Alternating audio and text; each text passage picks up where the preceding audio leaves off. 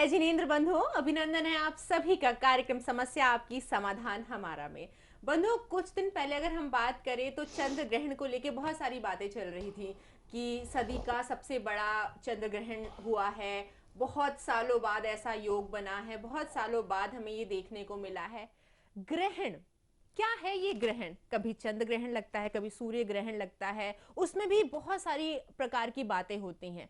आज इस कार्यक्रम में हम जानेंगे ग्रहण क्या है, ग्रहण कहां से आया है, ये कॉन्सेप्ट कैसे ये ग्रह गोचर को कन्वर्ट करता है, चेंज करता है, कैसे अच्छा समय बुरा हो जाता है, बुरा समय अच्छा हो जाता है, किन राशि वालों को विशेषकर ध्यान देना चाहिए, इस समय क्या करना चाहिए, क्या नहीं करना चाहिए, वास्तव में ग्रहण एग्जिस्ट भी करता है या नहीं करता है। बहुत सारी भ्रांतियां हैं, बहुत सारी बातें हैं, बहुत सारी प्रचलन है इस तथ्य को लेकर। आज इस कार्यक्रम के माध्यम से उन्हीं चीजों को उजागर करेंगे। तो हमारे और आपके बीच में आपके और हमारे अपने प्रिय पंडित अजीत शास्त्री जी उपस्थित है, जो कि लगातार मार्गदर्शन करते आ रहे हैं, विभिन्न प्रकार की चीजों पे, बातों पर, भ्रांतियों पर पर्दा उठाते हैं और आपको एक ऐसा मार्गदर्शन देते हैं जिससे आप एक सटीक रास्ता अपनाकर उस पर चल सके और अपने जीवन में हो रहे तमाम प्रकार के उतार चढ़ाव से भी बच सके। तो चलिए बिना विलंब के अभिनंदन करते हैं गुरु जी का।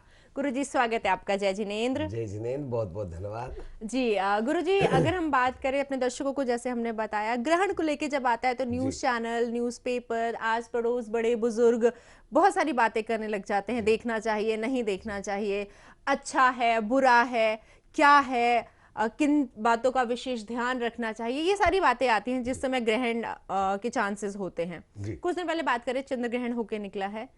तो सबसे पहले मैं बात करना चाहूंगी, प्रश्न पूछना चाहूंगी कि ग्रहण, ग्रहण शब्द है क्या? बहुत बढ़िया। ग्रहण मतलब ग्रस लेना। ग्रस लेना मतलब अपने में समा लेना।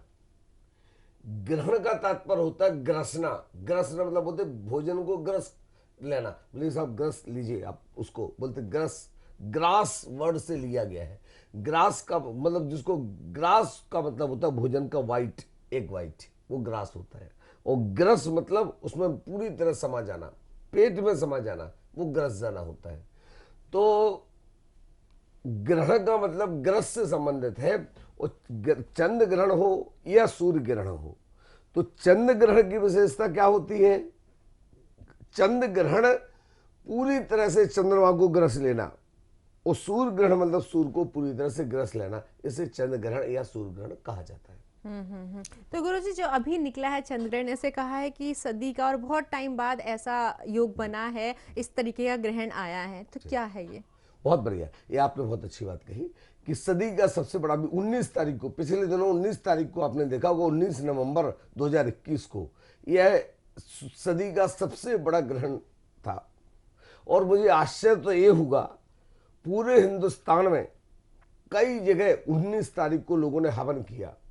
अग्निवास नहीं था, चंद्र ग्रहण का दिन था, पूरा दिन अपवित्र था, फिर भी लोगों ने ऐसी प्रक्रियाएं की। लेकिन गुरुजी, देव दीपावली भी उसी दिन थी। हाँ, तो देव दीपावली को तो शुभ माना जाता है, पूर्णिमा को तो शुभ माना जाता है। पूर्णिमा को देखिए क्या होता है, ये बात आपका कहना बिल्कुल सच है और बिल्कुल सत्यता है कि कुछ तिथियां अपने आप में शुभ होती हैं। कुछ समय अपने आप में, जैसे कि देवउठनी 11 को माना जाए, चाहे दीपावली को माने, दशहरा को ले, नवरात्रि को ले, ऐसी कुछ तिथियां जो थी अविभाज्य जिनको कहा जाता है, जो किसी से विभाजित नहीं होंगी किसी अन्य मुहूर्त से। तो ये अविभाज्य मुहूर्त होते हैं, बहुत सुंदर मुहूर्त होते हैं, अच्छे मुहूर्त होते हैं। लेकिन इनके साथ प्लस पॉइंट के साथ 2-3 चीजें माइनस पॉइंट समझना है। अगर किसी ग्रह नक्षत्र का इसमें आ गया, कोई ग्रहण आदि आ गया, तो ये जितनी अच्छी होती हैं इतनी ही विपरीत फल को भी देने वाली होती हैं। अच्छा, यानी कि अगर हमने ये सोचा है कि उस दिन देव दीपावली थी, भूल गए चंद्र ग्रहण था, वो तो रात में लगता है, लोगों का कहना है दिन में हम पूजा करते हैं, तो उस स्थिति में ये गलत हो जाता है। दोष काल तो 12 घंटा पहले से हो जाएगा। अगर चंद्र ग्रहण शाम को 7 बजे से है, तो सुबह 7 बजे 12 घंटे, सुबह 7 बजे से उसका परिदोष लगना चालू हो जाएगा। 12 घंटे दोष से का परिदोष भी होता है। दोष और परिदोष, दोष तो लगेगा शाम को 7 बजे, मान लो चंद्र ग्रहण है तो शाम को 7 बजे के बाद, लेकिन उसका परिदोष जो होता है, परिदोष का मतलब होता है छाया दोष। जैसे किसी की छाया पड़ना, हल्की सी छाया पड़ना, तो वो जो हल्की सी छाया है, वो हल्की सी छाया जो पड़ती है उसको परिदोष कहा जाता है। वह परिदोष तो सुबह 7 बजे से प्रारंभ हो गया था, तो उसके अनुसार पूरा दिन शुभकारी नहीं था। मात्र इस दिन क्या किया जा सकता था, आप शाम को दीप प्रज्वलित कर लीजिए घर में, व्यापार स्थान में, और इसके अलावा आप कुछ भी नहीं कर सकते हैं। चंद्र ग्रहण और सूर्य ग्रहण में 2-3 चीजें और होती हैं, अगर आप कहें तो सावधानी इसमें कुछ होती है, वो बताऊं मैं। बिल्कुल बिल्कुल बिल्कुल। चंद्र ग्रहण हमेशा रात्रि में होता है क्योंकि चंद्रमा रात में निकलता है, और सूर्य ग्रहण हमेशा दिन में होता है क्योंकि सूर्य दिन में निकलता है। तो अगर सूर्य ग्रहण की जब पूर्णतः ग्रहण होता है, अब जैसे हम चंद्र ग्रहण की बात करते हैं, अभी 19 तारीख को निकला, वहां से बात को लेकर के सूर्य ग्रहण की तरफ बढ़ेंगे। 19 तारीख को सदी का सबसे बड़ा चंद्र ग्रहण माना गया था। क्यों माना गया था? क्योंकि राहु क्या करता है, राहु ग्रह उस ग्रह को अपने मुंह में ग्रस कर लेता है। ग्रस कर मतलब सांप जो होता है, सांप को देखा होगा अपने नाग को, नाग का मुंह जो होता है वो होता है राहु, और नाग का पूंछ जो होती है वो होता है केतु। तो राहु मुंह फैलाता है बहुत बड़ा, और उसमें आकर के चंद्र सीधा आता और उसमें अंदर समा गया, और समाने के बाद मुंह बंद हो गया।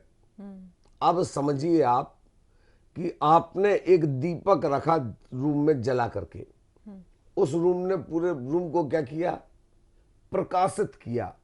अब उसके ऊपर एक बाल्टी रख दो आप, अब रूम में उजाला आएगा क्या?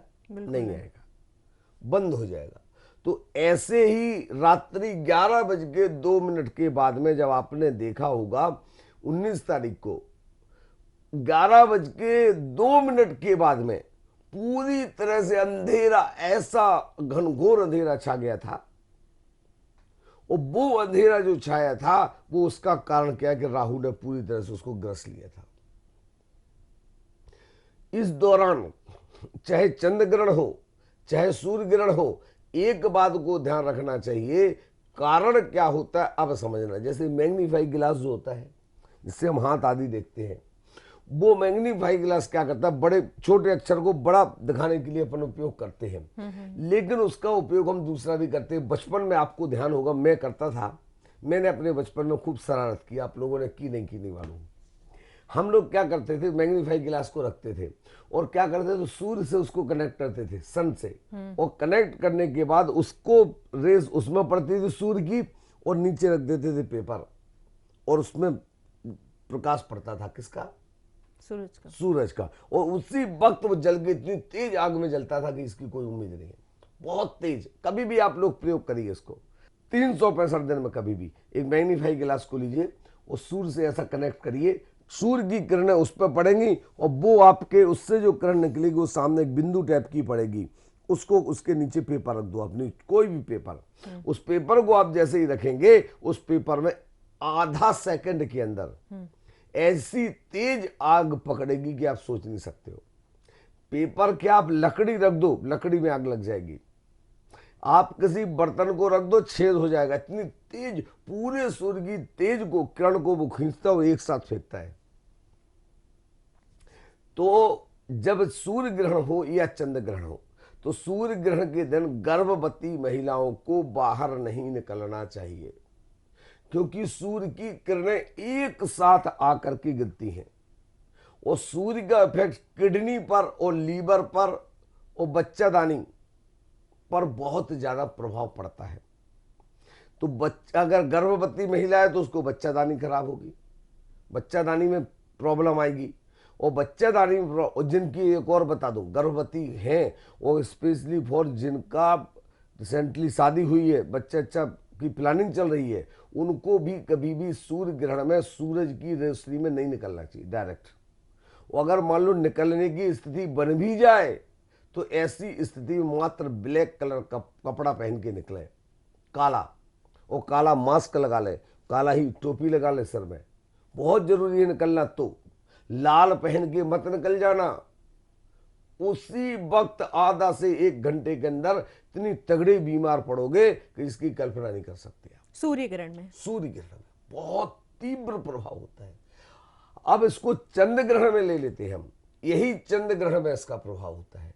चंद्र ग्रहण में भी अगर कोई भी महिला गर्भवती है और जब चंद्र ग्रहण की छाया पड़ गई, मतलब चंद्र ग्रहण में तो भली रात को 1 बजे आ रहा है चंद्र ग्रहण, 12 बजे आ रहा है, 10 बजे आ रहा है, लेकिन शाम को जैसे ही सूरज डूबा, चंद्रमा निकला, उसके बाद उसकी रोशनी में नहीं जाना, बालकनी में ना जाए, छत पे जाए, ना बाहर निकले, घर के एक कमरे में बंद हो जाए, ना निकले। घर में अगर दरवाजे हैं, वो खिड़कियां हैं, पर्दे लगा दो। गर्भवती महिला के लिए सबसे गर्भपात 99% गर्भपात सूर्य ग्रहण और चंद्र ग्रहण के दिन होते हैं, ऑटोमेटिक गर्भपात हो जाते हैं 99%। 8वां महीना चल रहा है साहब, गर्भपात हो जाता है। और स्पेशली 6वें महीने तक, तो पहले से 6वें महीने तक तो और ज्यादा उनके लिए तकलीफ का कारण होता है। तो ऐसी स्थिति में चंद्र ग्रहण हो या सूर्य ग्रहण हो, गर्भवती महिला को बाहर नहीं निकलना। दूसरी बात, चंद्र ग्रहण के दिन सूरज डूबने के बाद किसी भी व्यक्ति को, चाहे स्वस्थ व्यक्ति हो उससे तो, और चाहे अस्वस्थ हो, एकदम अति मजबूरी है, बहुत ज्यादा बीमार व्यक्ति है तो दवाई लेना है तो ले, इसके अलावा पानी की बूंद भी मुंह पे ना डाले। 19 तारीख को चंद्र ग्रहण था, मैंने अपने सारे परिचितों को बता दिया था कि भाई आज चंद्र ग्रहण है, आज शाम को आज मतलब जिस दिन था उस दिन मैंने बता दिया था 19 नवंबर को कि आज शाम को 6 बजे के बाद भाई भोजन तो किसी कंडीशन में मत करना, और पानी भी मैक्सिमम आप 8:30 बजे तक लेना, 8:30 बजे के बाद पानी भी छोड़ देना, वो भी मैक्सिमम लेना, मजबूरी है तो, अन्यथा मत लेना, वरना ये जाकर सीधे आपके लीवर को खराब करेगा, सीधा लीवर को खराब करेगा, पैनक्रियास को खराब करेगा। तो ये जो ग्रहण, अब सवाल उठता है करेगा कैसे, ये तो वो वाली बात होगी, आज के विज्ञान युग का जमाना है रेजी, और लोग कहते बोले गुरुजी आप तो बिल्कुल फालतू बात कर रहे हैं, ये कैसे पॉसिबल है। उसका रीजन बता रहा हूँ, वैज्ञानिक कारण। जैसे मैंने आपको बताया कि मैग्नीफाई गिलास है, तो मैग्नीफाई गिलास को क्या किया आपने, सूर्य की किरण में लिया और कांच में रखा, उसमें रखा किसमें, कागज पर, उसमें आग लग गई। चंद्र ग्रहण के दिन भी आप एक प्रयोग करें, चंद्र ग्रहण के आप दिन प्रयोग करें, काला कपड़ा मैग्नीफाई गिलास को लो, पूर्णिमा के दिन चंद्रमा के सामने सीधा आप ऐसा लो, उसकी चंद्र की जो किरण पड़ेगी उस सब काले कपड़े पे डाल दो, पूरा काला कपड़ा, जहां रोशनी पड़ेगी पूरा कलर गायब हो जाएगा, बिल्कुल वाइट, बिल्कुल वाइट हो जाएगा। करके देखो, कभी भी 365 दिनों में कभी भी करो। ग्रहण वाले दिन ना, नहीं, सामान्य दिनों में। अब ग्रहण वाले दिनों में बता रहा हूं क्या करें आप प्रयोग, उसी को आप क्या करें, जैसे ही वो चंद्रमा है, अगर मान लीजिए चंद्र ग्रहण पर, तो आप क्या करें, आपको अपने हाथ पे ऐसा लो, वो मैग्नीफाई गिलास को लो और आप उसको चंद्र ग्रहण को चंद्रमा से कनेक्ट करके हाथ पे करो। आप जिसको विश्वास नहीं है वो ऐसा करो, उसी टाइम आपके हाथ में वहां पर दाग सा बनते जाएगा, और जितनी देर तक रखोगे दाग बढ़ते जाएगा, बढ़ते जाएगा, बढ़ते जाएगा, और वो दाग सोराइसिस जैसा बन जाएगा। और फिर वो सालों साल, और शुगर वाले व्यक्तियों को तो और खतरनाक है। मैं आपसे एक और निवेदन कर दूं, जिनको शुगर और बीपी की स्थिति है, वो किसी भी कंडीशन में शाम को 6 बजे के बाद में सूर्य ग्रहण, जैसे 19 तारीख को था उस दिन बताया था कि ना ग्रहण करें, ये क्योंकि वैसी किरणें निकलती उस समय, जैसे हाथों में स्टोन पहनते हैं हम, मैंने ये पहन रखा है, यहाँ पुखराज पहना है, इसमें मैंने नीलम पहन रखा है, इसमें मैंने माणिक पहन रखा है, इसमें मैंने पन्ना पहन रखा है, ये क्या है, ये इस पर लाइट पड़ती है सन की, ये मेरा गुरु ग्रह है, गुरु ग्रह पे मेरा तिल है, तो ये जो वाणी, इस पे जो सूर्य की किरणें पड़ेंगी, और वो सूर्य की किरणें आकर के हमारी बॉडी को टच करेंगी, और बॉडी को टच करने के बाद वो हमारे शरीर में वैसी रिएक्शन लाएंगी। ऐसे ही चंद्र ग्रहण और सूर्य ग्रहण के दिन जो डायरेक्ट जो किरणें पड़ती हैं, उन डायरेक्ट किरणों के कारण शरीर पूरी तरह से तबाही की ओर चला जाता है, बीमारियों को लाता है, बीमारियों का घर है। इसलिए मैं विशेष करके रिक्वेस्ट करूंगा कि उन दोनों चंद्र ग्रहण और सूर्य ग्रहण के दिन सावधानी रखें। अच्छा, सूर्य ग्रहण के दिन ये भी माना जाता है कि भोजन नहीं करना चाहिए, भोजन नहीं करना चाहिए जब तक सूर्य ग्रहण चल रहा है, जब तक चंद्र ग्रहण में तो बता ही दिया। और हम जैनी भाई रात में वैसे भी नहीं खाते हैं, और जो अदर कास्ट के लोग हमारी अदर जैनी जो लोग हैं वो देख रहे हैं, उनसे भी अनुरोध करूंगा हाथ जोड़ के कि आप लोग शाम को 6 बजे तक चंद्र ग्रहण वाले दिन भोजन कर लें, रात्रि में भोजन ना करें। ये और इस सदी का तो सबसे बड़ा ये चंद्र ग्रहण निकला इस दिन। तो अब सदी का बड़ा क्यों है साहब, ये क्वेश्चन ये उठता है, ये क्वेश्चन उठता है सदी का बड़ा क्या है। चंद्र ग्रहण तो बहुत देखे हमने, लेकिन सदी का बोले सबसे क्या है, सबसे बड़ा बड़ा था।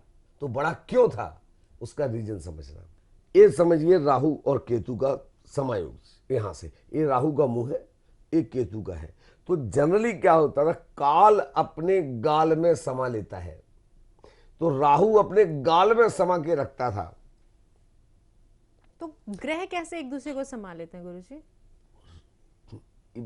छाया रूप प्रतिरूप आते हैं ना, छाया ही पड़ती होगी ना, उसे अपने अपनी छाया से ढक लेता होगा ढक वो। लेता है वो। तो वो मुंह खोल के ही ढकता है, उसकी भी विशेषता होती है, वो खोल करके ढकेगा। तो जो ग्रहण जो होता है वो क्या होता है, जैसे मान लीजिए ऐसे समझना, बहुत अच्छी बात आपने कही। हम उसको दूसरे तरीके से समझाते हैं, वैज्ञानिक तरीके से समझाते हैं।